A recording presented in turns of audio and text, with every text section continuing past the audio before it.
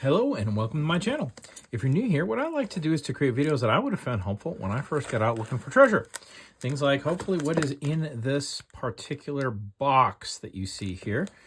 This is a little eBay package. Let me take this off screen for a second and get it open. Okay, there we go.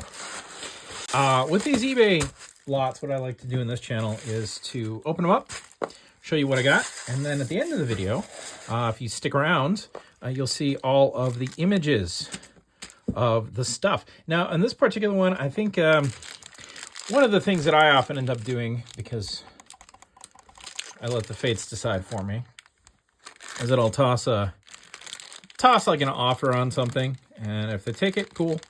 If they don't, cool. In this case, I threw a $20 offer on this one, so we got the whole pile for $25 after shipping.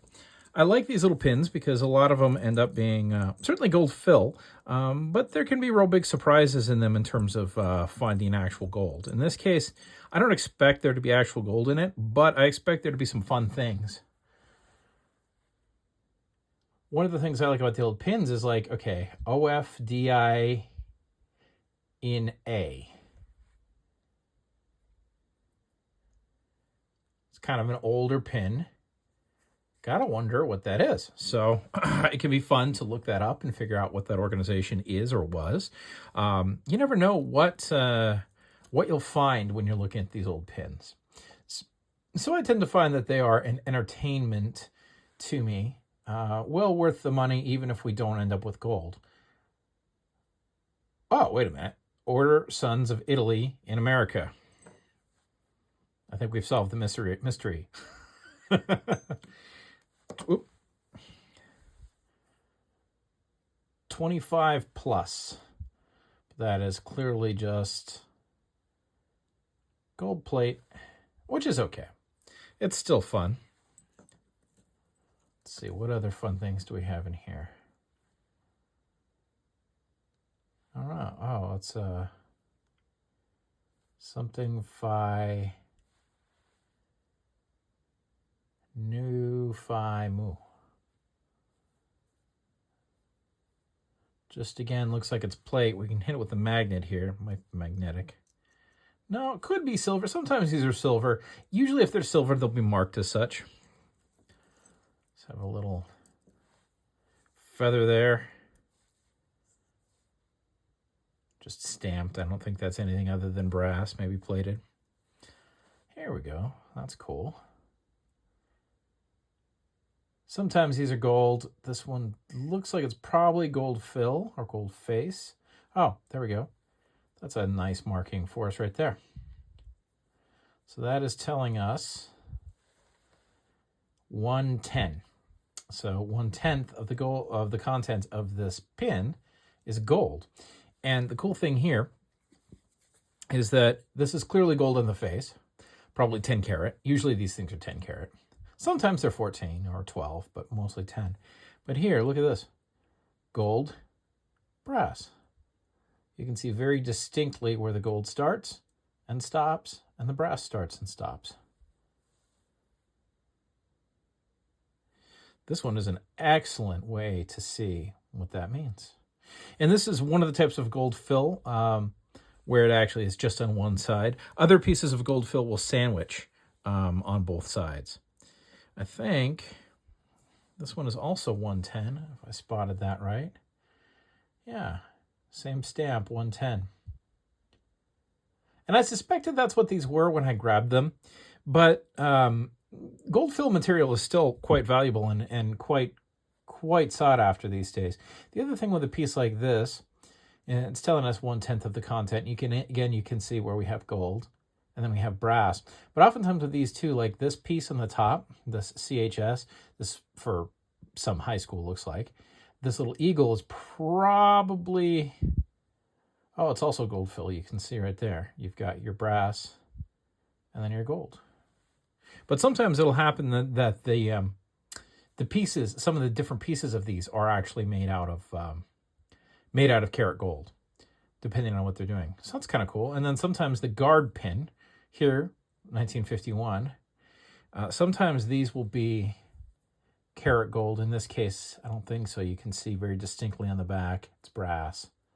And on the front, it's gold. So again, we have the same kind of thing going on here, which is fine. When we get to the end of this, we'll weigh this stuff up.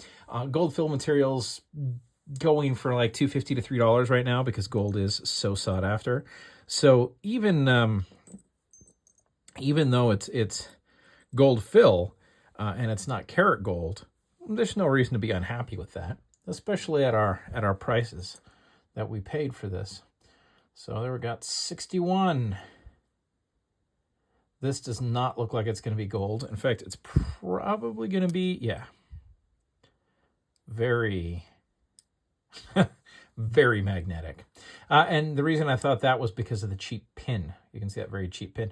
Now that might be, oh, this is the National Shrine Immaculate Conception, Washington, D.C. Yeah, these souvenir pins are typically not made of anything better than silver. Sometimes silver, but usually they're just made out of something like that, which is steel.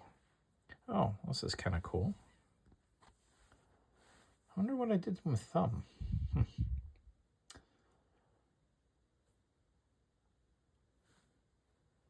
Looks like it's just maybe copper, brass. I don't know. Cool, though. The gavel generally means somebody who's in charge in some regard. And oftentimes the gavel will be a sign that the pin might be a better quality pin. I'm going to put our Italian stuff over there. Here we have a Blessed Martin, pray for us. These are sometimes silver, but most of the Catholic stuff that I find is not, in fact, precious metals. Although, interestingly, don't discount it.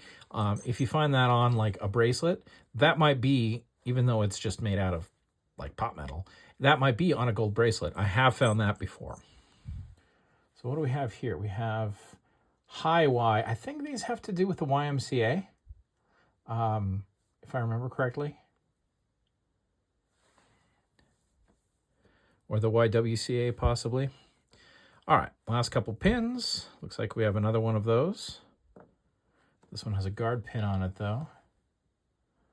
Yep, official. What does that say? F. Always double check the guard pins. Sometimes they'll be karat gold. In this case, this one looks like it might be silver.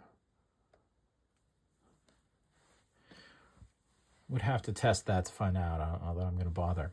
Okay, last pin. Expect this one's also gold fill. Yep, I have that same nice 110 stamp. Got the exact same thing going on as the other ones. You can see where there's brass, gold, gold, brass. These do have quite a lot of gold in them, but enough that people really, really do want them. But they're not solid gold, so that one might be. Nope. Again, you can see brass, gold. So let's see how much gold fill material we got. If we're at, 10 grams, 10, 12 grams, we did just fine. If it's less than that, we overpaid by a bit, but we had fun doing it. And maybe learned a little bit. These pins, the construction of these is very interesting. Oh, that's set to ounces. We don't want ounces.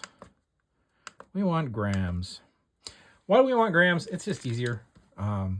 You know, when we're buying gold, we're buying it in troy ounces.